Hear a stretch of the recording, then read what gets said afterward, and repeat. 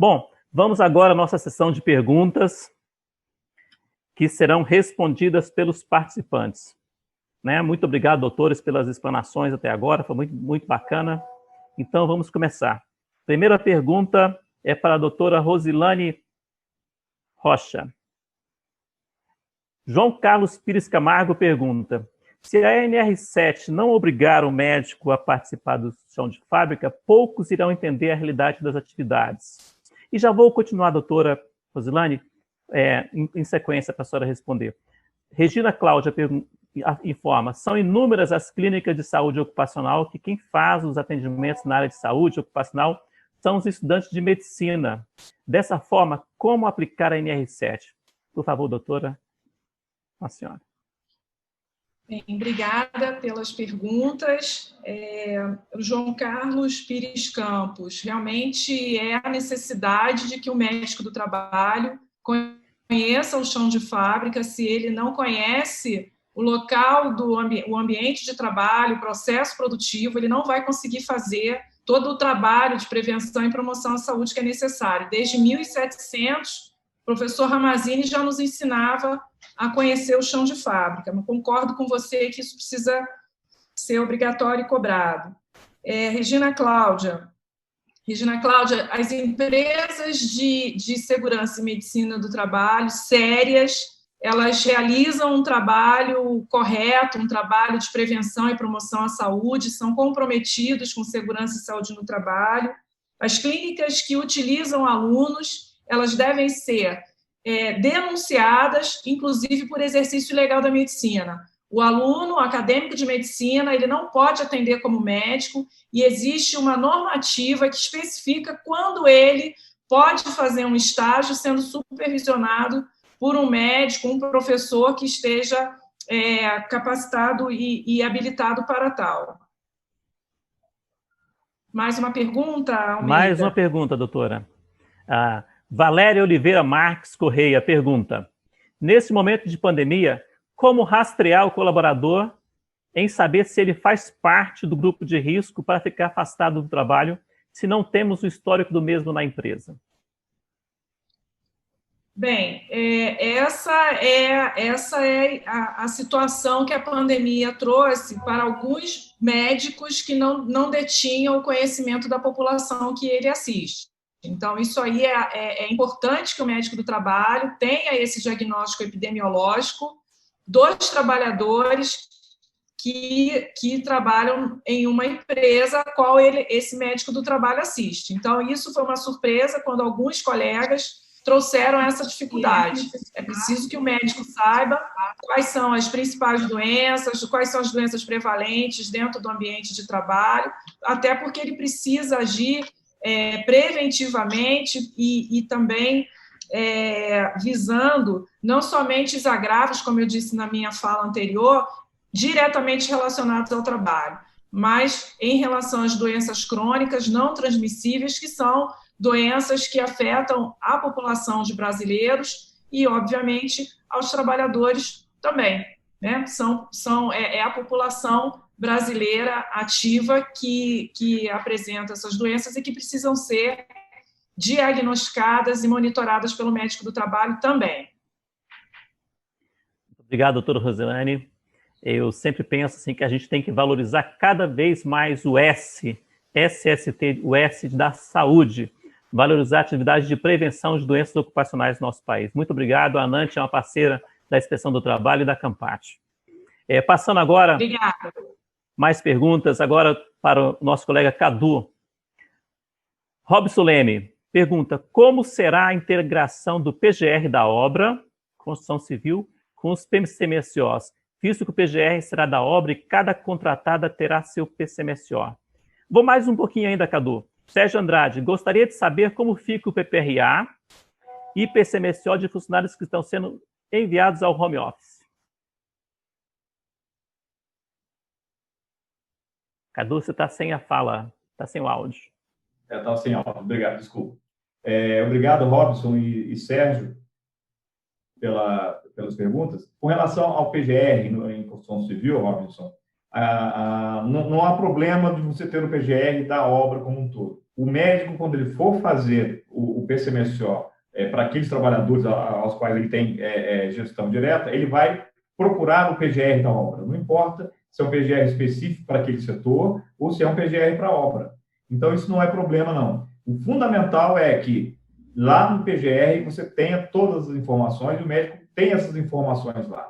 A grande diferença, e você sabe muito bem disso, com relação ao PPRA, é que o PGR vai tratar de temas que não eram abordados anteriormente, como trabalho em altura, né? E isso é fundamental na elaboração do PCMSO. Mas, como eu já disse, na verdade, o médico vai procurar saber qual é o PGR, seja daquela empresa específica que ele está trabalhando ou da obra, se for um PGR do canteiro como um todo, certo? Com relação ao PPRA e o PCMSO dos trabalhadores em home office, como a Rosilene falou, estamos vivendo um momento novo. Como você avalia o risco do trabalhador que está em casa? Existe risco? Sim, existe. Né? Estamos aqui sentados, a questão ergonômica é adequada, o ambiente é adequado, né? Ou a carga de trabalho é adequada. Então, é muito difícil, Sérgio, falar neste momento como que a gente vai fazer essa integração. É um momento de aprendizado com relação a isso, e vai ser muito importante esse aprendizado, porque nós temos certeza que o home office vai ter vai ser alavancado a partir de agora. Né? Muitas situações que estão hoje como home office não vão voltar ao trabalho normal. E você tocou um ponto importantíssimo. Precisamos aprender com esse momento, estudar isso e ver qual o impacto disso na saúde do trabalhador. E, a partir daí, trabalhar em cima tanto hoje em dia ainda do PPRA, mas do PGR e, em particular, em cima do PCMSO. Mas é um trabalho em construção, Sérgio. Vamos trabalhar nisso juntos. Maravilha. Tem mais, Cadu. Okay. Franklin de Araújo pergunta: Cadu, houve melhorias na norma, na NR7 em relação ao risco químico benzeno? E mais, Gleidson Lima pergunta: a dispensa do relatório analítico e do PCMSO para MEI, ME e EPP pode afastar as empresas de demandas judiciais que poderiam ser demandadas pelos trabalhadores que eventualmente foram levantados? Por favor. Obrigado aí pelas perguntas. Franklin, em primeiro lugar, é o seguinte: com relação ao risco químico benzeno, o que eu gostaria de destacar é que nós temos um passo importantíssimo além dele. Né? Nós tratávamos de alguns cancerígenos no Brasil. Nós falávamos de benzeno, nós falávamos de asbestos, falávamos de coisas bem pontuais, de sílica, de radiação ionizante, mas agora nós temos um passo importante, fundamental, com relação a risco químico. Nós vamos falar de cancerígenos como um todo.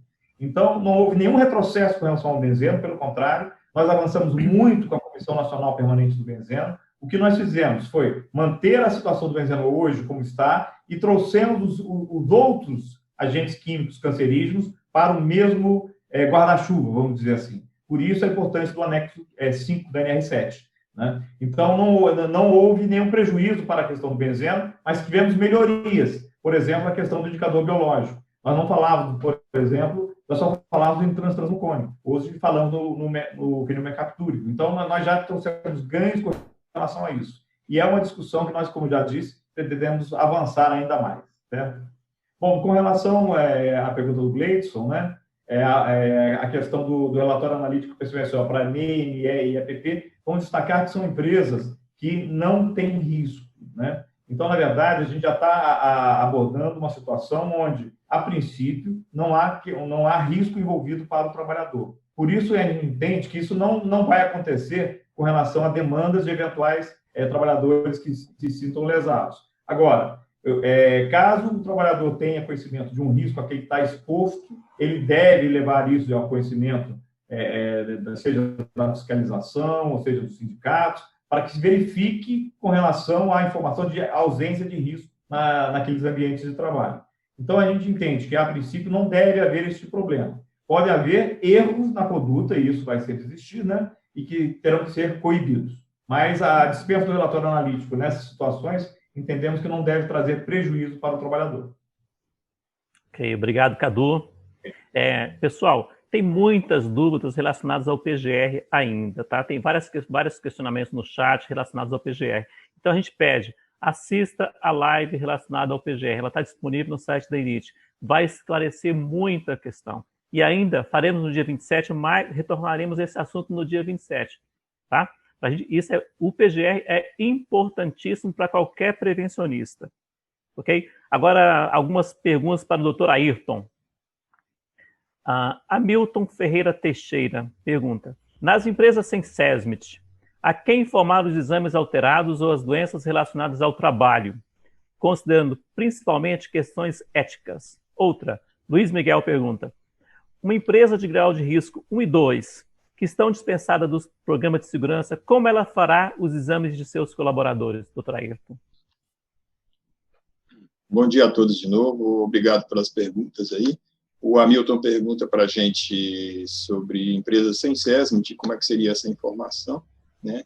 A informação, ela não precisa quebrar nenhum sigilo. Qualquer informação de caráter gerencial, ela vai trabalhar com estatísticas, vai trabalhar com tabelas, mas não vai trabalhar com nomes e nem com dados clínicos que estão no prontuário.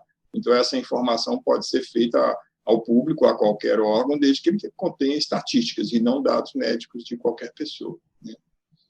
A outra pergunta do Luiz Miguel é sobre os exames. Eu só não concordo com colaboradores. Colaboradores não é um termo técnico, nem um termo legalmente aceitável, né? A empresa é obrigada aos exames de seus empregados, não de colaboradores, que é um termo público muito utilizado atualmente, mas isso é só uma observação que eu estou fazendo. A resposta à sua pergunta é o seguinte: se a empresa não tem riscos, a princípio, se ela está dispensada, é porque ela não tem riscos específicos, então cabe ao tirocínio clínico a avaliação do médico e entender qual é a tarefa daquele trabalhador e fazer os exames que forem necessários. O programa é que está dispensado, não o exame médico. Ok? Maravilha. Mais perguntas, doutor Ayrton? Mais perguntas. High Quality Consultoria pergunta: como fazer um ASO admissional bem feito sem um PCMSO para fundamentá-lo? Aí fica com o senhor, e doutora Rosilane quiser complementar, fiquem à vontade. Ok. Nesse caso, nós estamos falando, você vai fazer o ASO sem o PCMSO, nós estamos falando de microempresas, empresas de pequeno porte, do MEI, sem riscos ocupacionais específicos. Então, vamos cair mais ou menos na mesma resposta anterior, em que cabe ao médico do trabalho que vai realizar esse tipo de exame, analisar a situação frente ao trabalhador que está sendo examinado, né, ter um mínimo de conhecimento sobre a tarefa que ele vai realizar, sobre a vida pregressa desse trabalhador, fazer um bom prontuário médico, é um princípio básico de medicina do trabalho. Querer complementar alguma coisa? Doutora Rosilane? Bem, é preciso ter acesso a esse checklist, como que vai ser feito. Isso ainda traz uma insegurança e uma dúvida muito grande, porque a gente sabe que não existe um atestado de saúde ocupacional sem essa análise da atividade. Então, o médico do trabalho, realmente, ele, embora tenha saído na norma que não há necessidade da contratação do médico do trabalho, do PCMSO, da avaliação dos riscos, é necessário, sim, senão o médico do trabalho não vai conseguir fazer. Deu uma ideia um pouco equivocada da dispensação do médico do trabalho e dessa análise prévia. Bem, muito bem. Temos mais perguntas aqui. Nas microempresas e MEI, quem vai dizer se existe risco ou não para dispensá-las do PCMSO ou PPRA? Roberto Borges, né? A pergunta do Roberto. Isso. Então, muito boa essa pergunta sua, Roberto, porque principalmente na Europa, essa responsabilidade é dada ao próprio empresário, tá? Ao empresário com um mínimo de formação e está em desenvolvimento na Secretaria de Inspeção do Trabalho, e na Fundacentro vai ajudar muito nisso também, várias ferramentas de exposição de situações de risco, de checklists, inclusive que o próprio empresário ele vai ter condições de definir melhor se ele está tratando de uma coisa corriqueira, sem maiores riscos, ou se ele está tratando de uma coisa que exige uma determinada avaliação. Ele vai declarar isso oficialmente, como se declara aí o imposto de renda, né? Então, isso que é muito importante. O empresário vai ter que assumir uma responsabilidade sobre o ambiente de trabalho dele. Obrigado. Mais uma, doutor Ayrton. Paloma de Paula Bonfim. Aliás, a gente tem que mudar essa não é perguntas e respostas, é pergunte para quem fez a sessão. Os riscos apontados no levantamento preliminar do PGR serão obrigatórios para aplicar os exames complementares correspondentes aos riscos? Sim, isso é um ponto que está de integração entre os dois programas, né, e que está muito claro, né, na própria NR7, e essa avaliação preliminar do PGR, se ela demonstrar a exposição dos trabalhadores a alguns daqueles exames, alguns daqueles agentes que estão presentes na anexo 1, e que haja um exame obrigatório para ser feito, isso vai ser exigido, e que haja essa integração entre o PGR e o PCMSO. Muito bem. Josiane Spikowski, eu espero que seja assim o nome, pergunta: o PGR será elaborado pelo técnico em segurança do trabalho ou um engenheiro? Após realizado o PGR, o médico do trabalho deve validar para só então elaborar o PCMSO? Eu acho que está havendo um certo descompasso aí de informações. A Josiane tem que ler melhor a respeito do que é o PGR. PGR não é para ser elaborado, PGR não é um documento, ele tem documentos, então é muito importante entender exatamente como é que vai ser essa obrigação e, ao mesmo tempo, o médico do trabalho, quando ele participando dentro da empresa, nas atividades da empresa, ele é um participante direto da equipe que vai elaborar esse programa de gerenciamento de risco. Então, não tem essa história de validar nesse sentido. Obviamente, se o médico do trabalho, no decorrer da ação dele, perceber alguma alteração, como a norma faz, alguma discrepância entre a análise que ele faz e o tipo de trabalho que ele vai fazer como médico do trabalho, ele vai discutir com os outros participantes desse programa uma forma de atualizar, de corrigir aquela discrepância que ele percebeu. Tá? Então, isso que você está dizendo de validar um documento, isso não existe dessa forma. Muito obrigado, doutor. Vamos passar agora a perguntas para o doutor Tarcísio. A Paloma de Paula Bonfim perguntou alguma coisa aqui que a gente não entendeu bem, então vamos passar para Franklin de Araújo. Pergunta: como será a definição dos limites de tolerância dos riscos químicos e biológicos não encontrados pela nova NR7 e seus anexos? ACG e H? Doutor Tarcísio. Bom, olha, na verdade, se não tiver lá, eu acho que agora vai estar atualizado essa tabela, mas, assim, não é obrigatório usar CGH. CGH é uma referência muito usada no Brasil, mas existem outras que são publicadas e que são muito boas. Eu mesmo recomendo, além da CGH, usar a HSE, Health Safety Executive, do Reino Unido, que tem excelente prestígio, e tem também a DFG alemã, o Ministério do Trabalho alemão também, que é uma sigla GW, que tem bastante limites e tal. Então, você pode usar qualquer fonte, desde que elas sejam embasadas tecnicamente. O grande problema é que, muitas vezes, as pessoas só leem, no caso da CGH, no caso de outras fontes, as pessoas só costumam ler a tabelinha, o número lá. O que significa esse número? Eu queria até apresentar para vocês, rapidamente, se for possível, para responder. Vamos ver se eu consigo fazer aqui uma apresentação. Está dando para aparecer aí?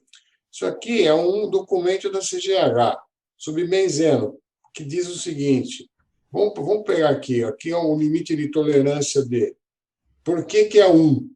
Por que é meio? Por que é 0,1? Por que é não sei o quê? Tem um documento que embasa isso. Ele está aqui, ele tem 24 páginas e tem então, ele dá uma sustentação técnica que eu posso ler, concordar ou não com isso. E tem uma outra documentação que sustenta por que o indicador biológico é o fenilmercapture, que é 25 microgramas, e o transmucônico é 500. Aqui nós temos também 14 páginas, e, inclusive, tem toda a explicação, inclusive tem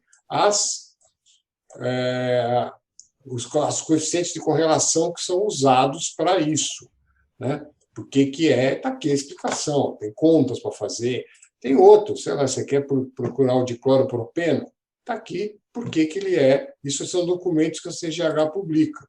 Mercúrio, elemento, no ar, né? Por que os limites são esses e por que os limites da urina são esses.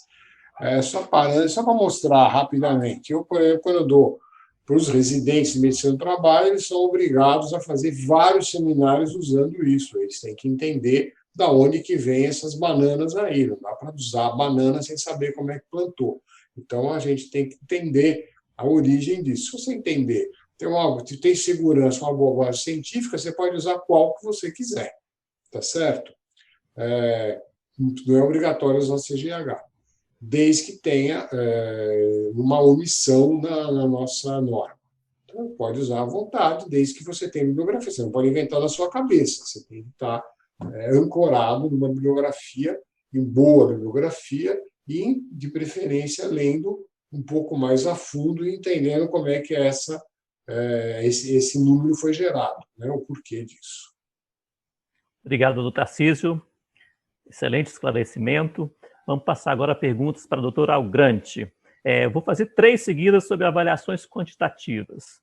A primeira, Regina Cláudia, o termo empresas sem avaliações quantitativas não vem a respaldar as empresas a não realizar avaliações quantitativas para agentes que têm LT?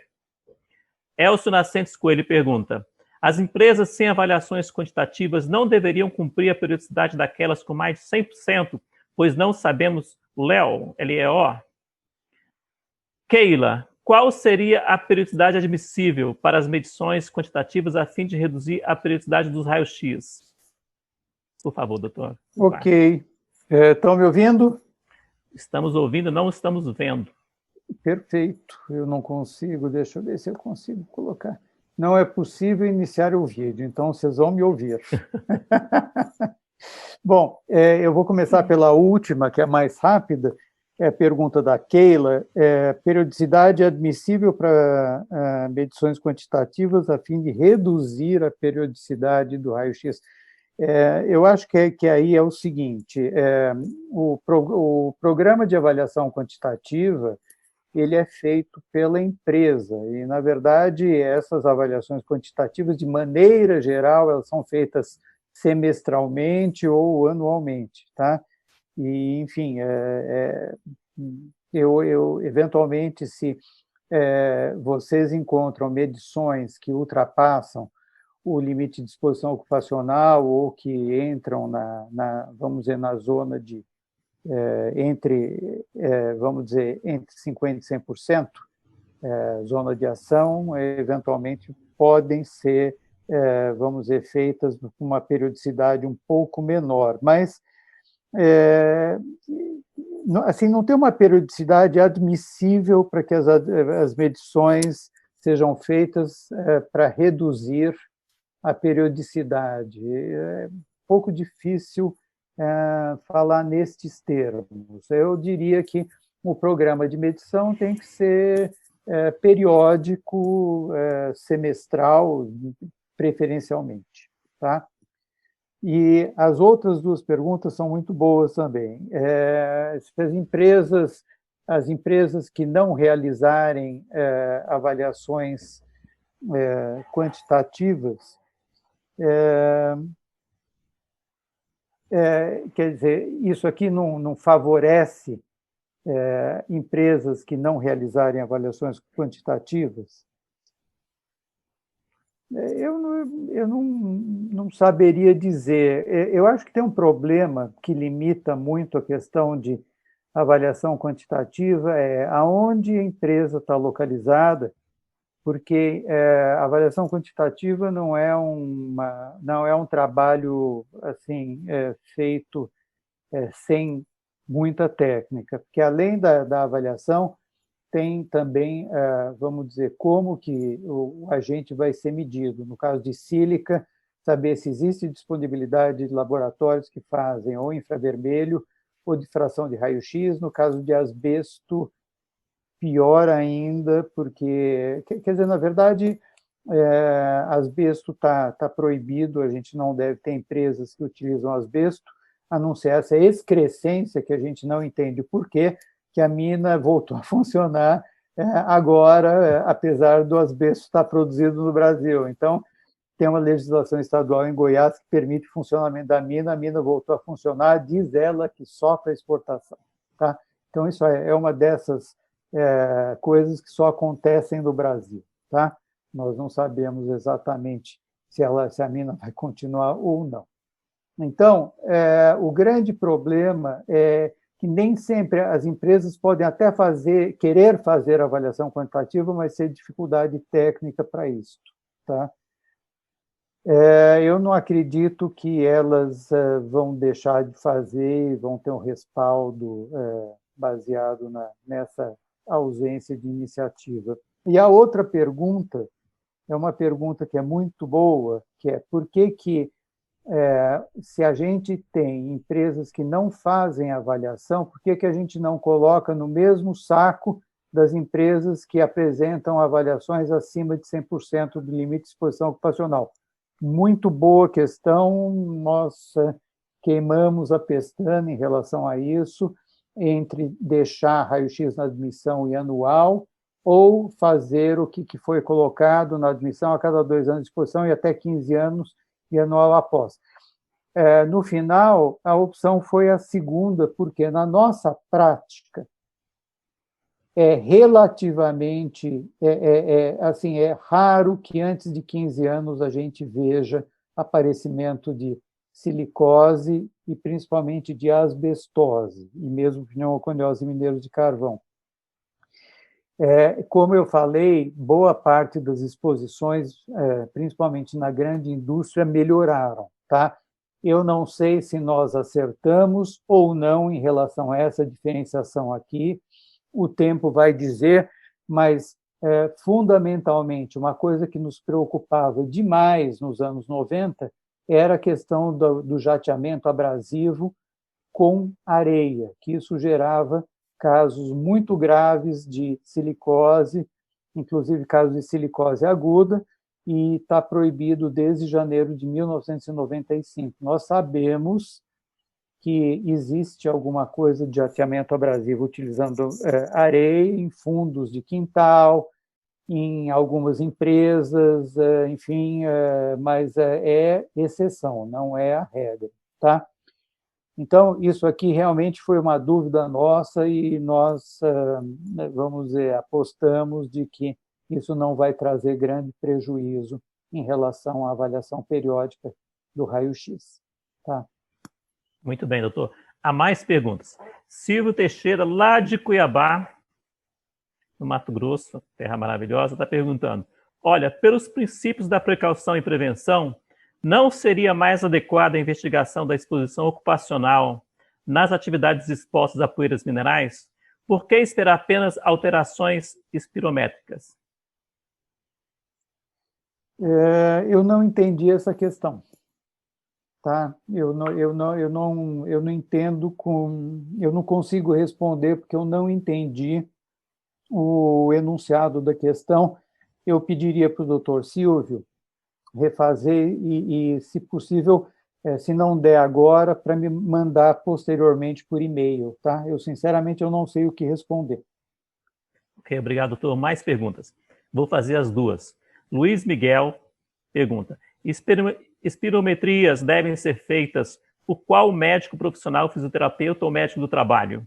Franklin de Araújo pergunta: como avaliar e reconhecer se as espirometrias atendem a nova NR7? Os exames serão certificados pelo laboratório? Então, ótimo. Quem faz a espirometria pode ser um profissional fisioterapeuta, um profissional médico, a feitura da espirometria. A Sociedade Brasileira de Pneumologia e Fisiologia pede que todos os serviços que ofereçam espirometria tenham um profissional médico responsável pelo serviço que seja capacitado. E a SBPT, ela fornece capacitação tanto para técnicos que vão realizar o exame, como para médicos que vão ser responsáveis pelo laboratório. Então, isso é fácil de verificar junto à pessoa, ao técnico que realiza a espirometria, assim como quem dá o laudo. Tá? E a segunda questão, como avaliar e reconhecer se as espirometrias atendem à nova NR7? Os exames serão certificados? Tem uma série de laboratórios que fazem espirometria, que são certificados pela SBPT, que tem um selo. Que esse selo, normalmente, ele é dado quando o laboratório tem um técnico certificado, que fez o curso, e um médico responsável também certificado. Como eu falei, eu acho que o texto da NR7, ele ainda, na questão da espirometria, está um pouco pobre, tá? Ele deveria ter alguma informação técnica a mais, e possivelmente, se no correr da vigência a gente notar que ainda está causando muitas dúvidas em relação à interpretação, vai ter que ser feito através de portarias. Muito obrigado, doutor Aldo. Vamos passar agora uma pergunta para o doutor Rodrigo. Franklin de Araújo. Pergunta, doutor Rodrigo. Nas atividades de mergulho em alto mar, caso das plataformas de petróleo, é obrigatória a presença do médico verbálico na embarcação? Aí ele complementa que lá não pega celular. Almeida, se você me permite, eu queria fazer uma lembrança aí do Luiz Sérgio Mamari, que também participou da formulação do anexo 4 da NR7, e lembrar que a doutora Marisa D'Agostino atuou pela bancada dos trabalhadores também. Então, isso não teve alteração, Almeida, isso não teve alteração com relação ao que já vinha sendo praticado pelo anexo 6 da NR15. Não precisa de médico na plataforma, precisa de sobreaviso permanente e um sistema de telecomunicação funcionante. É assim que está na NR, no anexo 6 da NR15, e é assim que vai ficar com o anexo 4 da NR7. Ok. Obrigado, doutor Rodrigo. Prezados, obrigado a todos os doutores pelas respostas, por participar da nossa sessão de Pergunte a Quem Fez, né? Bom, as normas regulamentadoras são muito mais que palavras escritas em um papel, né? Para o trabalhador é segurança e saúde, para as empresas é produtividade, e para o país é competitividade. E a Campate ajuda nisso, fazer com que essa norma seja efetiva. Para fazer o encerramento, eu vou convidar o nosso subsecretário de Inspeção do Trabalho, Rômulo, para que faça suas palavras e encerre o nosso evento. Rômulo, por favor. Oi, Almeida, obrigado aí. O vício de falar oi, Lumbreiras, né? O Lumbreiras fala tanto comigo e manda tanta coisa que às vezes a gente vai no automático. Tá em casa, oi, Lumbreiras. Almeida, consegui acompanhar boa parte da live, não a integralidade, mas os relatos que a gente vai vendo do sucesso dessa ação de hoje, da importância de ter essa informação da fonte, a informação de quem construiu a norma. Acho que foi possível aí ter uma belíssima explanação do que é essa nova NR7, uma norma muito mais moderna, muito mais alinhada com os tempos atuais. Então, que tenhamos aí muitas ações para garantir a saúde dos trabalhadores, né? E nesse encerramento, cabe a mim aí já fazer uma chamada, né? Chamar já aí todos que nos acompanharam e bem como aqueles que ainda vão nos assistir, que vão assistir a live, para o nosso próximo evento da Campate, que vai ser realizado no dia 27 de julho, né? Então, convidar aí todos que acompanharam essa live, todos que ainda nos acompanham, para participar da live no dia 27/7, Dia Nacional de Prevenção e Segurança, de Prevenção de Acidentes de Trabalho. Então, nessa live nós vamos aprofundar ainda mais, discutindo sobre o PGR e sobre a NR9. Então, com isso nós vamos fazendo um ciclo, né, Almeida? Nós começamos lá tratando do PGR, nós tivemos uma visão da nova NR18, hoje nós tivemos aí falando da NR7, da sua relação com o PGR, e no nosso próximo evento vamos aprofundar ainda mais no PGR e discutir um pouquinho da nova NR9 também. Então, fica o nosso convite, o nosso agradecimento pela participação de todos os expositores e de quem nos acompanhou aí pelo YouTube. Por fim, peço que quem ainda não deu um like aí na live, que dê um like. Eu vi que tinha um movimento, que já passamos de 1000 likes aí nessa live. Então, isso é importantíssimo para o canal aí da Escola Nacional da Inspeção do Trabalho, tá? Então, muito obrigado aí pela participação e nos encontramos em breve numa próxima.